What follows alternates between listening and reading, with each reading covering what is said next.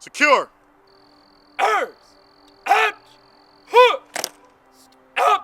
Being on the Bears team is all about teamwork. It's about being strong, it's about being proud, it's about representing the Air Force and being a stronghold for a family that's grieving through a very difficult time.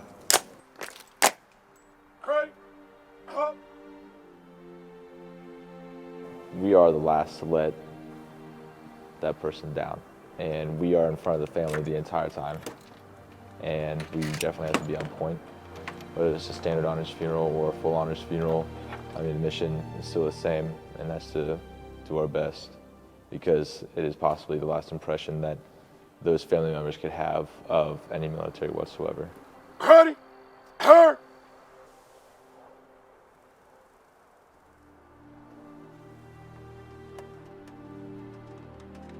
Up. It's probably one of the most rewarding things you can do here.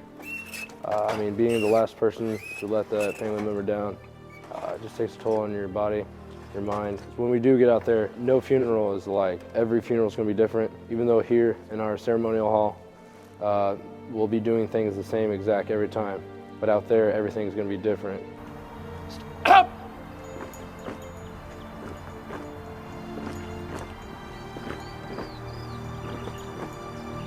Up.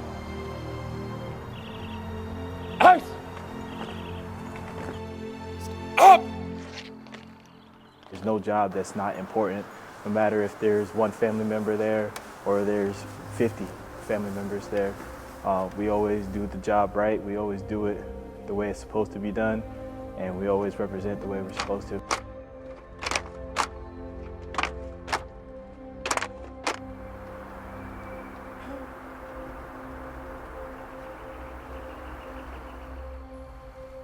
First of all, we're representing every member of the Air Force, past and present, and to be able to do that gives you a sense of pride in doing your job well. It just feels really good. I really can't put it into words how to express how it makes me feel.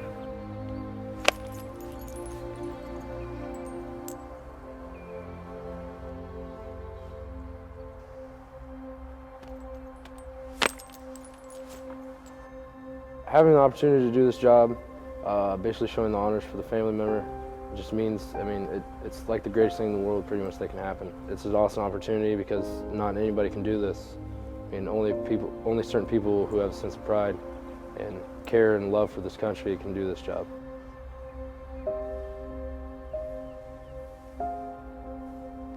This is the best job on earth. I wish everybody could do this job. I honestly do, because you just don't get experiences in other places like you do here. Definitely don't want it to end, but one day it will have to end, and I'll definitely keep supporting the Honor Guard and everything that they do once my time has come and I'm far gone from here.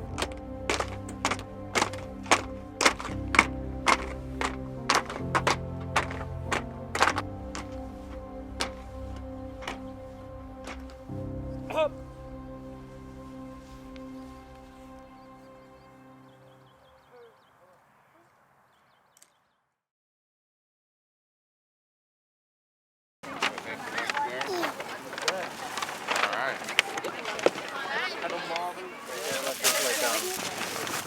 There you go. Thank you. Enjoy. Very heavy. You got it?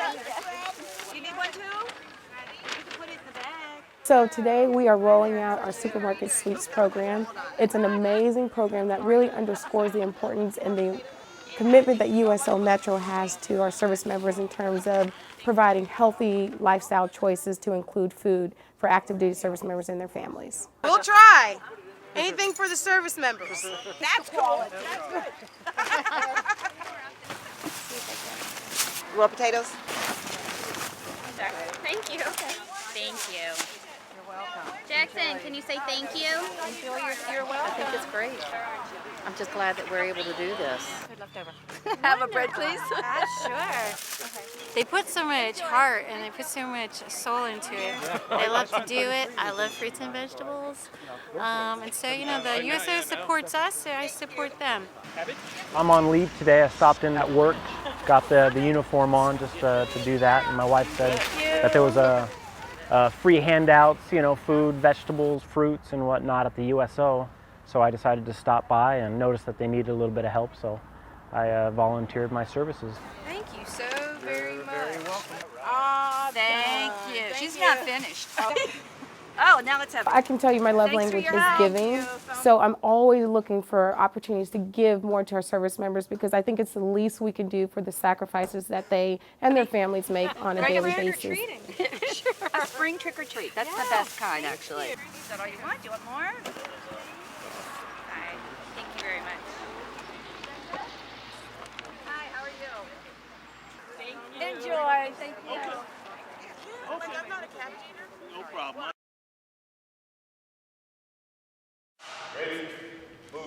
This probably isn't your regular work routine, but for these airmen, this routine is what they work on all the time.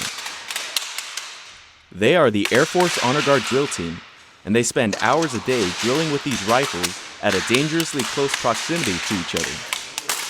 And if you don't believe me, take it from one of their drill team trainers, Staff Sergeant Joshua Vanderbeek. Drill team is controlled chaos. It's every 16 people at the same time throwing an 11-pound weapon. You have to have the utmost trust in the guy that's a foot from you, like throwing a weapon right beside your head. But that's why we go through so much training, is to make it where we're feet away from each other and still able to keep our bearing, keep our composure, and make sure that we make the drill look good. Staff Sergeant Vanderbeek and his team perform at professional football games, professional basketball games, and even local high schools. In fact, that's where Sergeant Vanderbeek was first introduced to the drill team.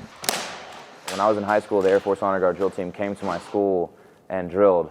I was a member of the Air Force ROTC at my school, and I thought I was one of the best there, and then I saw the Air Force drill team and they just blew my mind. Like, I really wanted to strive to become that good, and here I am. From first seeing it as a young kid in high school to now performing for high school kids today makes him proud to serve in this elite element in the Honor Guard. When you first get to the Honor Guard, you see the drill team and they're like the awe factor, that's who you want to be.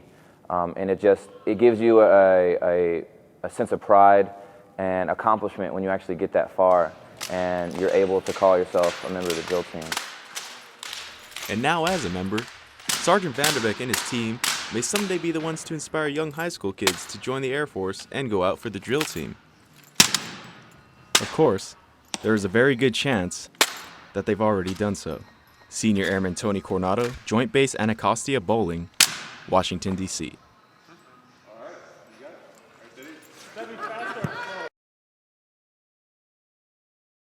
Hi, my name is Specialist Force. Lieutenant Commander Sam Petit. Stationed in Grafenwehr, Germany. Stationed out of Vicenza, Italy. And we want to say hello. We'd like to say Merry Christmas. Happy holidays to my mom. To my husband in Afghanistan. To my wife, my kids. We love you and miss you guys. And we'll see you very soon. Bye. Bye. Gonna wave. Bye. Yes, ma'am.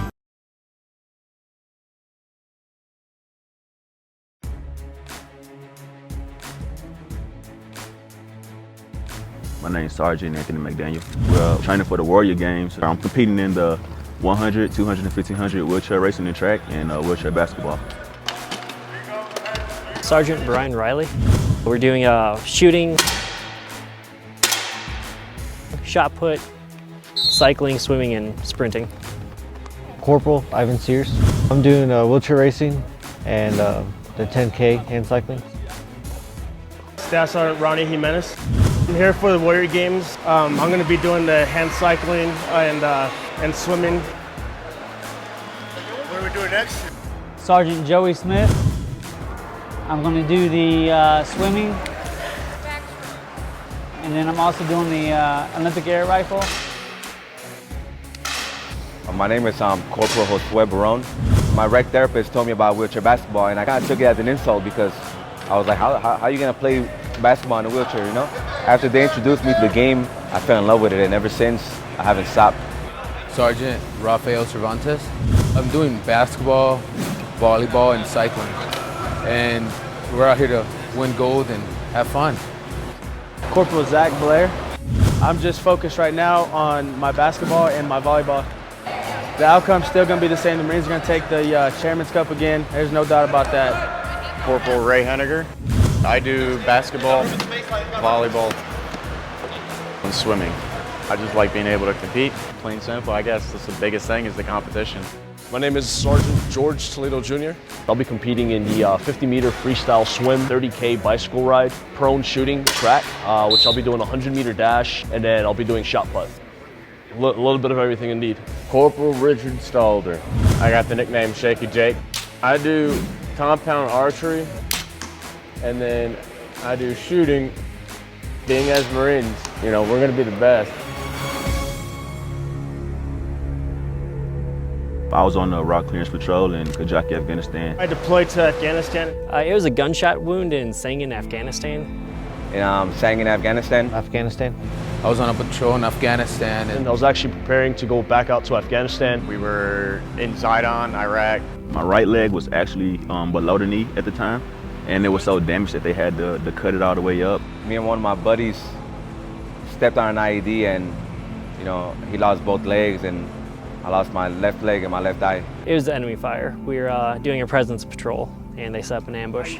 First of all, I suffered from bad PTSD. I just it's only been a year since I finally said that I had problems. So, you know, being out in this kind of environment has really helped me out a lot. After the Marine Corps, it was going downhill, and I got invited to come back here. And that put a 360 on my life. Walked in the doorway, then I walked a little bit to the left of it, and then I stepped on a pressure plate.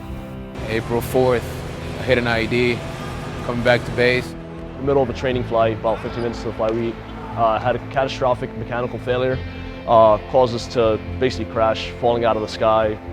Pretty much when it did happen, I kind of figured that my life was over. I was going to be stuck in a wheelchair for the rest of my life. Life doesn't stop. You know, you're still here, regardless of whatever injury you have. At first, I didn't think I'd be able to walk again, to be honest. I didn't think I'd be able to even save the left leg. I mean, I almost lost it because of the car accident. The first thing I was so upset about was not being there for my buddies and for my team. I wanted to be there. But being in Wounded Warriors, it's the same exact thing. It's not the same fight, but it's still one team. It helps you keep your mind off anything that could possibly be going wrong. And for that moment, you're just basically invincible. I'm so appreciative about the Marine Corps because they leave no one behind. No one. It kind of feels like a family, you know what I'm saying? Because you don't find a bunch of amputee friends just to hang out with, you know? So we all have something in common, and all of us being Marines, we kind of have the same attitude and we kind of have the same dedication. You got to get out.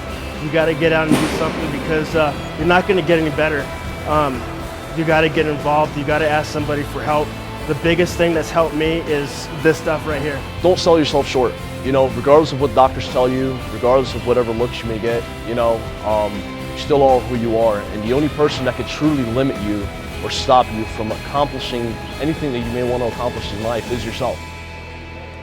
I mean, personally, for myself, I could care less about the medals, care less about the competition, even though it's fun. Just being around the guys. If none of this was a big deal, I'd still be happy. Though I am wounded, I am still a warrior.